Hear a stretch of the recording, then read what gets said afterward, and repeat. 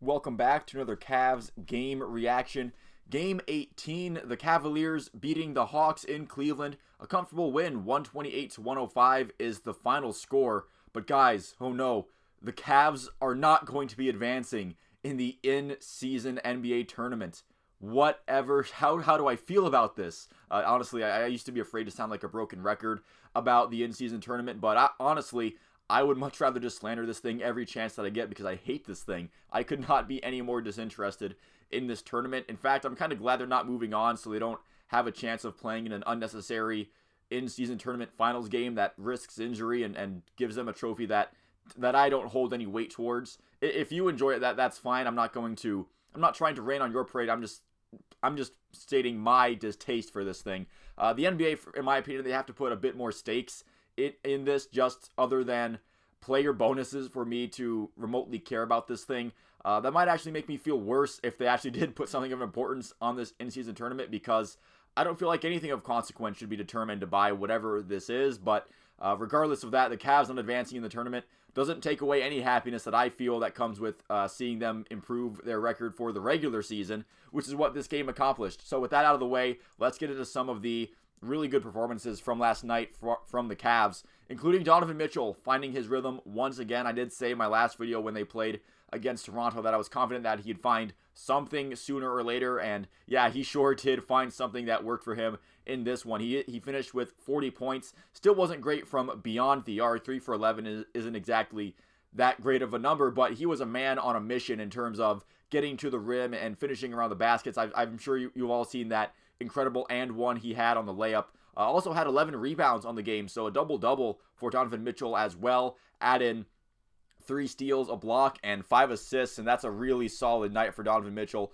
Hopefully that means he's back to what we're used to seeing from him and not putting up 4 of 18 or 4 of 17 nights. And as the ceiling of this Cavs team could very well be determined by his play. This is a team that they do want to do something in the playoffs. They don't want to just get in there and then get embarrassed by a team like the Knicks again. So if Donovan Mitchell is on his game, then that certainly helps their chances in that regard. Darius Garland also had a really solid outing for the Cavs in the backcourt.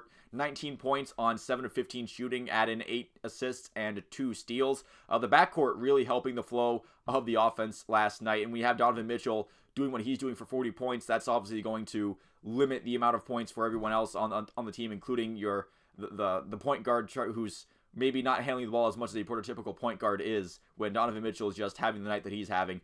Max Strus having a quietly solid game as well. And as of recording, he's made the most catch-and-shoot threes in the NBA so far. So Max Strus kind of quietly putting together just exactly what he needed to be for this Cavs team this year. If Mitchell and Darius Garland are taking their shots, that's obviously that'll just naturally limit the chances that Max Strus gets from the floor, and he's been pretty nice with the chances that he's gotten so far this season.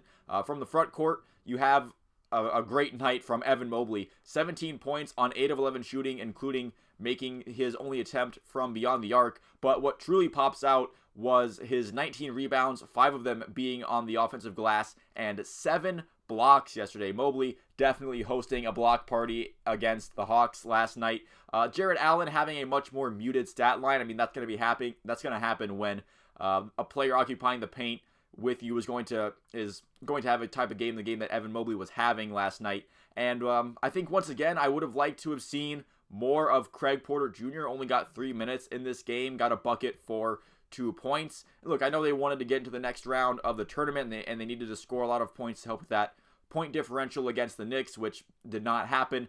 They kept their starters in after Atlanta pulled theirs to try to help that disparity there. But I do think Craig Porter Jr. deserves more minutes regardless of the context of the game, whether keeping your starters in or out. I'm not saying Craig Porter Jr. has to get like 35 minutes a night, but I feel like a solid bench rotation of 20 or 25, certainly not 3. I feel like him not being played and then getting 3 minutes, I do feel like that is undervaluing what Craig Porter Jr. can do for this team, and especially in a regular season game in which you've already built a comfortable lead. It's not like you're not going to be sending him out there to take a final shot of a game or anything. But I do feel like Craig Porter Jr., what we've seen from him so far is very sustainable in terms of I believe he can definitely keep up the numbers he's putting up and the production he's having, and the vibe he's giving the team can definitely be replicated game in, game out. I don't like seeing him only get 3 minutes. I know he's just an undrafted rookie and he has his whole career ahead of him, but I do feel like I would like to see more now, especially seeing what he could have done, what he could do when this Cavs team was a bit more injured, and while they are getting guys back, I just want to see Craig Porter Jr. get more minutes is what I'm getting to here. Other players off the bench for Cleveland were Niang, Okoro, and LeVert. He had Niang putting up 12 points and 7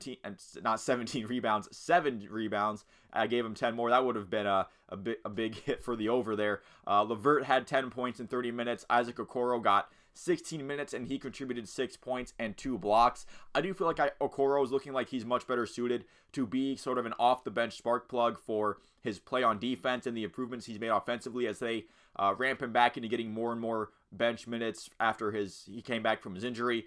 And Isaac Okoro's game might not result in crazy box scores or like a stats that pop out you, but I do feel like his play definitely does a good job of creating stability from the starting five to the bench unit, as far as, you're not as worried about a team going on a big scoring run against the second unit when Isaac Okoro and what he does is out there on the floor. So overall, just a really nice win for the Cavs in this one. It is, I get it's too bad they won't play in these other tournament games, but again, I'm not really concerned about the in-season tournament. I'm more concerned about the bracket and the tournament that's made after the regular season. And if they keep winning more games than they lose now, they'll have a much better position on that bracket. But that'll do it for this video. Thank you for watching it. If you made it this far into it, feel free to leave a like and subscribe if you enjoyed the video and you'd like to see more like it. You can let me know down in the comments below what you thought about this game and how the Cavs could fare in the near distant future. Once again, thank you for watching, and I will see you at the next one.